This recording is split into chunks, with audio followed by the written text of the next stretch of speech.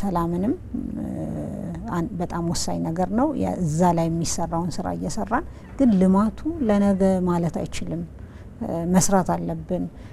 ልማትን ደግሞ በለመድ ነው በድሮ መንገድ ሳይሆን በጣም በፍጥነት በጥራትና እንደው ፈጠራን አክለንበት እንደውም የጎደለንን ጊዜ የቆዩ ባክሎግ ፈተን ከዓለም መስተካከል እንድንችል በጣም በፍጥነት መስራት አለብን የሚለውን አይ ቲንክ ኢትዮጵያውያን ብቻ ሳይሆን በጣም ሌሎች ብዙ የአፍሪካ ሀገራት መጥተው ሊማሩ የሚችሉበትን ሁኔታ ነው ያየሁት በባህር ዳር። ምክንያቱም የተሰሩ ስራዎች የግብር ይውጣ ስራዎች አይደሉም። በጣም ጥራት ያላቸው ባህር ዳርን ከዓለም አቀፍ ሌሎች ትልልቅ ከተሞች ጋር ሊያወዳድሩ የሚችሉ ከጥራታቸው ከስፋታቸው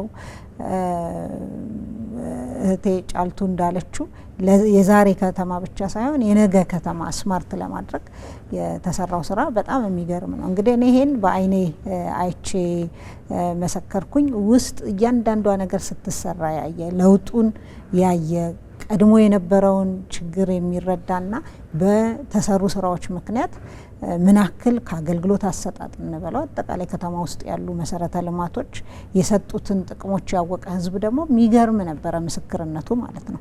ልማቱን በጣም ነው የሚመሰክረው ህዝቡ። የሰላሙ ነገር መጠበቅ አለብን እኛው ነን መጀመሪያ ራሳችን ነን፣ እያንዳንዱ ቤት ነው ሰላም ያለው የሚለውን ያነሳል በደንብ አድርጎ። በልማቱ ስራም ቢሆን ህዝቡ የራሱ አስተዋጽኦ ስላለ በደንብ እያንዳንዷን ቆጥሮ ነው የሚያውቃት።